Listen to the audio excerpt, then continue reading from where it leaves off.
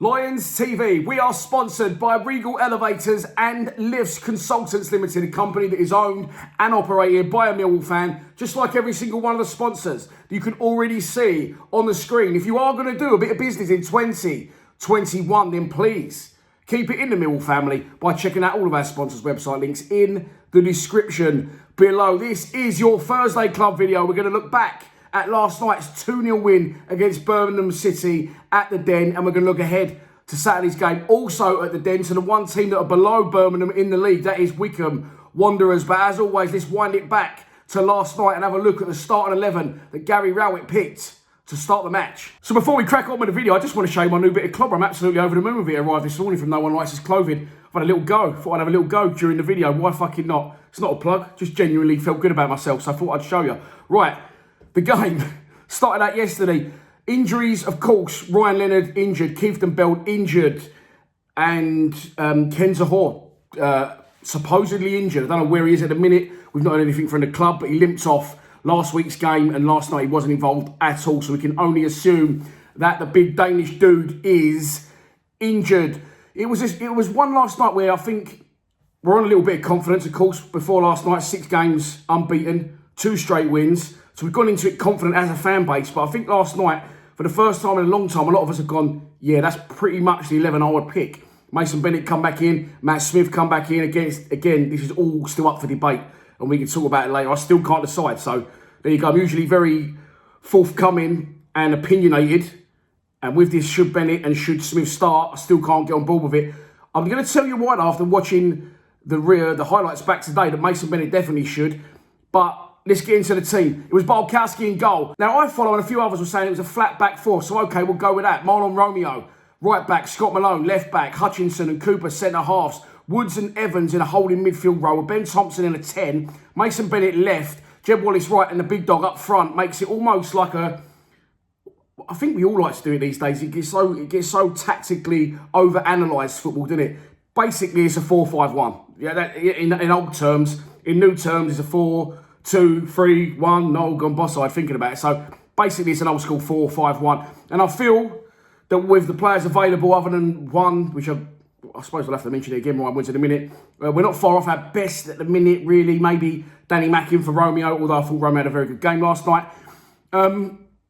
Yeah, so again, we started Matt Smith, but have we played to his strengths? Mason Bennett's very good and powerful with his running. I thought he worked very hard last night. But he's not really a crosser of the ball in terms of how Smith likes the crosses to come in. Jed can do that, but Jed was just full of energy and running all over the place. So as a result, there was no real wide people because we didn't have wing backs, which in turn makes Scott Malone have to defend a lot more. And people were saying, why is Malone not getting forward? Well, it's because we had a flat back 4. And he's unbelievable going forward, by the way. But defending, we done all right last night. We can have another clean sheet, you can't knock it. But that's why, we played Matt Smith and haven't played wing-backs. And with Jed buzzing all over the pitch and Bennett, there was no real service out wide for Matt Smith. But listen, we've won the game. And for those that moan at me for my previous comments, what was you moaning about last night? We've won the game against a very bad side. You go 1-0 up as early as you do. And let's talk about the goal. Jed Wallace, again, watched it back this morning. Mason Bennett does very, very well with his back to goal and wins a fucking very difficult header, which flicks it onto Smith. Smith's flick on then goes to no one, goes over the defender's head. He turns facing his own goal, knocks a short back pass. At first, I thought he completely not caught hold of the pass. But he has. I just don't think he even knows Jed's there. And Jed comes in like the fucking road runner, zooms in, pokes it through the goalkeeper's legs. I don't know what the goalkeeper was doing either, by the way, because he's come out and just took a fresh air shot. He should have realised that Jed's going to get there first, and set it. He's took his swipe as if he's not even checked his run or half changed his mind, which he must have seen Jed was right in front of him, but indicates to me that he thinks he's going to get there first, because he doesn't even go, oh, shall I start? Shall I check my run? Shall I close my legs? He should have done, because he went straight through him. And Jed scores. And again, Jed's been left out the last 2 games. We all said he needed that rest. When he got that rest, we all moaned he wasn't starting. But he comes in like the road runner. He was full of beans last night, Jed. He was brilliant. So he opens the scoring. Would he have had that energy about him if he had played the last 90 minutes? Maybe not. So again, maybe it's a good move from the gaffer. So we're 1-0 up, and again, you can't argue with it. It was the whole way we started the game. That got us our first goal. It was intense, we was in their faces, winning balls. And, listen, after that, they had nothing in the game. They had 1 shot in the second half, I think. The Barkowski saved another one, a very late consolation. So when you're a team at home and you score a goal against a team that's clearly fucking awful, by the way. They couldn't string 2 passes together in the first half. They was knocking corners in and having free kicks. And there just wasn't like they couldn't kick it far. It's a really ridiculous term, but it's like they couldn't kick it far enough. It's like under 10s or something. You know, you get the big kid in to kick one in the box. They wasn't getting beyond like the front post or the first man with any of their fucking distribution, which suits us. So when you're playing a team that bad at home, they've got no confidence, you go 1-0 up, and they're not really affecting you. No, I would defend the team here in the manager. It's not easy just to fucking keep going and fucking be high intensity. If the other team's not responding, sometimes that can drag you down to their level. And I feel that's what happened last night. Then Jake Cooper gets injured. Of course, get well soon, Juicy. He's done his shoulder in again by the look of it, and he might spend a little bit of time on the sidelines now. It's one of them, I've dislocated my shoulder. It can be popped back in, but you'll be a little bit fucking dizzy. You'll be a little bit sore, you know, and they need to really, you might have to get it operated on eventually at some point. He's probably waiting until the end of the season. He'll probably have an operation on it, but it can keep popping out, and that's what's happened last night. He goes down heavily on it. He has to come off the pitch. Alex Pearce comes on. At that point, I thought he might put Evans in the back 4 and brought on Billy Mitchell into the midfield, but he didn't. He brought Pearce on. I thought Pearce had a good game. I thought Pearce did well with what he had to do, which wasn't a lot, granted, but again, you can't knock the back 4, the back 5, whatever you want to say it was. Another clean sheet, another good performance. So that's sort of half-time. They had a couple of injuries as well. Their skipper went down rolling around the floor a couple of times, and it killed the tempo of the game. And as a result, you know, half-time, a lot of people were moaning again. Even after the game, people were moaning about the first half, and this is it under Rowett, you know, unfortunately. It's not unfortunately, we're fucking up to 11th in the table. It's football across the board, and I wasn't as sympathetic as I should have been. And I've said this, I dug myself out for that. I'm being critical of myself that football across the board isn't great. But we can't do any more than win games 2-0 home. You can't ask for any more than that. It's not always going to be pretty, especially the state of our fucking pitch at the minute. So, although the pitch was in a little bit better condition last night, you know, we're not a fucking majorly football side. We wasn't under Neil Harris. We've been a little bit more under Gary Rowett. But we're not a massive side that's going to pop the ball around for fun.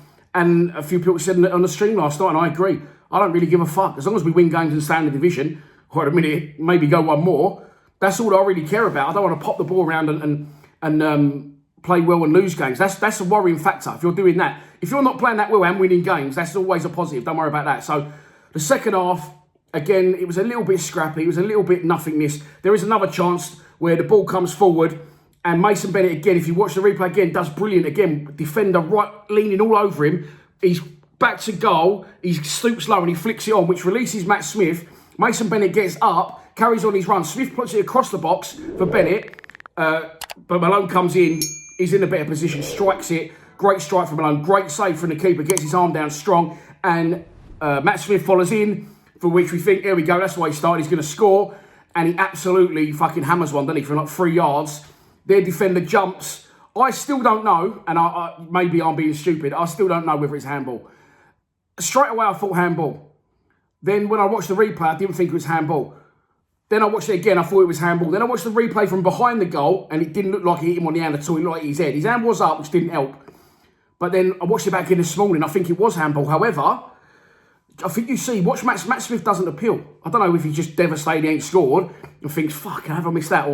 But he doesn't appeal when he's fucking right there. The only one that has half an appeal, if you watch afterwards on the highlights, is Jed. Jed puts his hand up and starts screaming, and then a few people start screaming, but it wasn't given. And then after that, an absolutely shocking tackle, by the way, on Ben Thompson from Jukovic, or whatever his name is, should have been, or Juki, as Gary Wright likes to call him, it should have been a straight red. It was a disgraceful challenge, and like Kenny rightly said in his fan cam, and we're now thinking the officials are trying to fuck us over again here. I don't know, do we think we're too hard done by officials?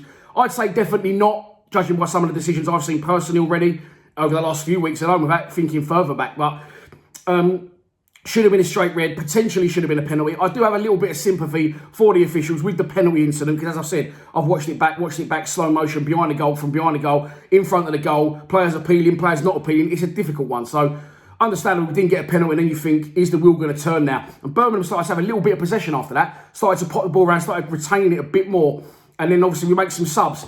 Now, the subs come on. I can't remember who come on at what points, but obviously Bavarsson come on. Ferguson come on quite late. Who else? Billy Mitchell came on, of course, but I'm thinking of someone else as well. I can't think in a minute. Anyway, loads of subs were made. So he brings on Bavarsson, he takes off Smith. This is the thing that I can't understand, and we'll have the debate, or we can't have it in the comments, and we'll have it on the next end debate. this thing with Smith, is he a star, isn't he a star? We started him, we haven't played to his strengths at all. If we were going to start Smith, we should have started with wing-backs, which would have given us better opportunities to cross balls into the box for the big man. However, he's worked hard. First goal, he's flipped it on and made sort of, well, Jed created for himself, but he's played a part. He's nearly scored again at the other end. So, you know, it's not always going to be sweetness and light and 5-0 victories. Although we are on the up at the minute, let's not get ahead of ourselves. He's grafted Matt Smith and he's played in the winning side. He's played a part in the first goal and he has caused problems. Yes, we all want to see him score flying headers, but he hasn't been given the service. So he wasn't spectacular last night, but again, it's another win on the board and he does cause problems. So I don't see the problem with his performance. Mason Bennett especially huffed and puffed last night, really worked his socks off. Not everything he did come off, but again, as long as the graft's there, the intent's there with Bennett, I'm happy with that. As I said, he won the original header for the first goal and the one where Smith eventually handballed it. He wins, does very well, wins a header there. He comes quite central, Bennett, yesterday, and I prefer that. I prefer him central, and I think he grafted very, very hard. And he did run himself into the ground, and he still can't do 90 minutes, which again, he needs to try and get a little bit fitter. But I thought he done well last night. So any unfair criticism for Bennett and Smith, I'm going to back them because they played a part in a team. They both played a part in the first goal. They both caused problems, nearly caused a second. We've won the game by 2-0. Yes, Birmingham weren't great, but you can only beat what's put in front of you. The other substitution for me that made a massive difference coming on is Billy Mitchell. And I will keep saying it. I don't know what Woods offers to the team. I honestly think it's like playing with 10 men playing with Woods. I honestly do. He brings nothing to the team. And I can't go on about it. And what I'm going to do is I'm going to go a different way around this. I'm not going to slag Woods off, although I just already did. I'm going to go with a different approach. And I'm going to say, when these people come to the club like Keith and Beld, and when people come on the pitch like Billy Mitchell, it shows you exactly everything that Woods isn't doing. So at the point Billy Mitchell comes on, I think he came on for Bennett. I think he came on at the same time as Bavard, if memory serves. He's popping the ball about. He was like the gel in that midfield that was allowing the team to start retaining possession, regaining the ball, getting on the ball and start to distribute the play and ease the pressure that Birmingham were starting to mount. So they were starting to mount a bit of pressure. Billy Mitchell came on, was dictating the play. He kept it very simple. He's playing 1-2s here and there. But all the time we got the ball, they can't get it. He's 20 yards further forward than Woods is on the pitch straight away. And he just seemed to be that gel and that calming influence that allowed the team to flow, get back possession of the ball and start doing the right things again. And that's, of course, how we get the second goal through Billy Mitchell, retaining the ball, dictating the play, plays it sideways to Hutchinson. Hutchinson plays it into Romeo and carries on his run, very Jake Cooper-esque. Does a brilliant Jake Cooper impression once Cooper's gone off injured. Romeo, under pressure, plays a lovely little left-footed ball around the corner. And again, I'll say it, I think Romeo played well last night. However, I think Danny McNamara is a much better player. And Hutchinson carries on his run. Down the wing, it's a fantastic cross. It's not high, it's across the face of the box. Defenders turning towards their own goal. And who's on the fucking end of it? Yeah, I'm going to say he's one of our own. It's Ben Thompson. Fires in, 2-0. And I'm going to say it as well, for all the shit I've had about saying I wanted Rowett out, and I've covered that, and I won't go into it anymore because Rowett's done everything I said he should have done. Ben Thompson was on his way out the club to Pompey. Rowett didn't want him. And through being the player he is and the man he is, he's forced his way back into Rowett's thinking.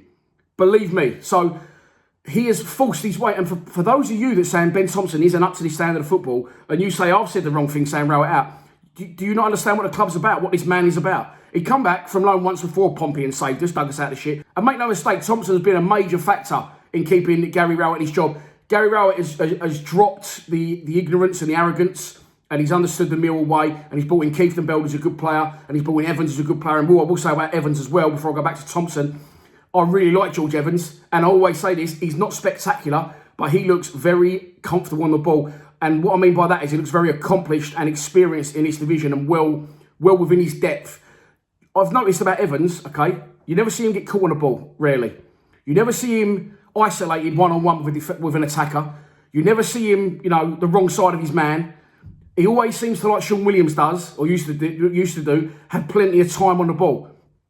It's not coincidence. When a player's got plenty of space and time on the ball, it's not a coincidence. They've got good movement and they've got themselves into the position. So George Evans, for all those points, I really, really like him. Looks like a great experienced signing, only 25 years old as well. So hats off to the manager for that one, and Keith and Bell. Definitely Millwall type players. And in the situation we was in, Gary Rowett done fantastic. I think because Rowett did well last year, and we thought we might have pushed to the next level, he's brought in Woods and Bennett, and now our levels have dropped. He's realised that, and as Kieran rightly said, they were the players we maybe should have gone with at the time, but this time round, in this window, he has got it spot on. by bringing Danny Mack back to the club, by bringing Keithton Bell and Evans to the club. Billy Mitchell's now fit. He extends Kenzo Ho's loan.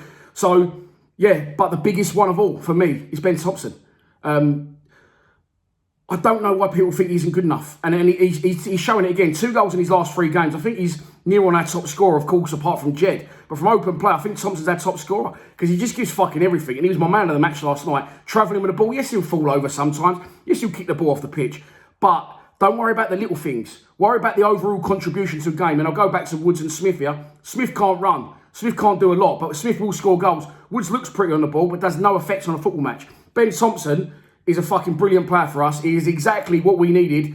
And fair play to him. He must be smiling because I know the gaffer didn't want him. Well done, Tomo. So there we have it. 7 games without defeat now. 3 wins on the spin. And things are looking rosy. Up to 11th in the table. I think we're about 3 points off 7th. Then there's a little gap to 6th. I feel absolutely fucking... It's madness that we're actually looking now at the top end of the table. But, again, on paper, some very favourable fixtures coming up. It starts, of course, again on Saturday at the Den against Wycombe Wanderers. They're managed by Gareth Ainsworth. I'm going to say this now. They're bottom of the table, yes. I have got nothing but respect for Wycombe. I've got a little soft spot for Wycombe because what they've done as a club, I remember as a 15, 16-year-old going to watch Wycombe Wanderers play away at Welling United. That's how I remember Wycombe. I think Martin O'Neill was in charge there, or someone was. There was a non-league side, put it that way.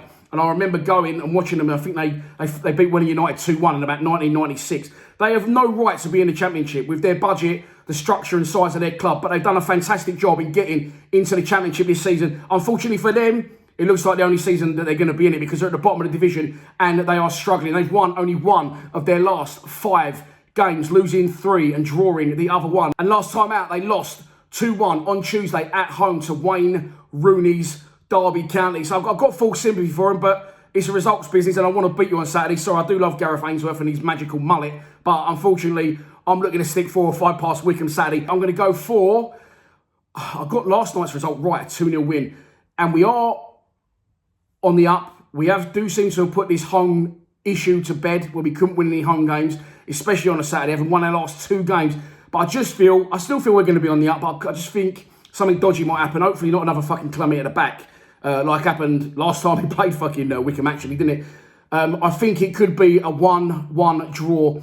I think we'll be the better side. I just got a feeling they might nick one late, or we might have a player sent off and have to defend it. I don't know, but I'm going to go for a Millwall 1, Wycombe 1, and listen, you can't win them all. So that's your lot for this Thursday Club. I hope you have enjoyed it. Please be sure to check out the fans' score predictions from the other boys at Lions TV. This has hopefully gone out at the same time as this video. If not, it'll be out tomorrow, which will be Friday. So far, it is 2 o'clock and I've had 1 video in from the legend that is Joe O'Mara. Star pupil is Joe O'Mara of Lions TV. He absolutely loves it nearly as much as me. But yeah, score predictions will be out. And if you think you know what the score is going to be, do not be shy to put it in the comments below. Today's Thursday, tomorrow's Friday. Darren Morgan, Lions Lounge Lockdown. Episode 43, I believe, will be out tomorrow night on YouTube at 8 p.m. And I'll be back live streaming from 2:30 on Saturday in Lions TV Towers for the home game against Wycombe. Hopefully we can make it 4 wins on the bounce and keep this push, sounds crazy to say it, towards the playoffs. I'll see you Saturday. Please subscribe to Lions TV. Come on, you Lions.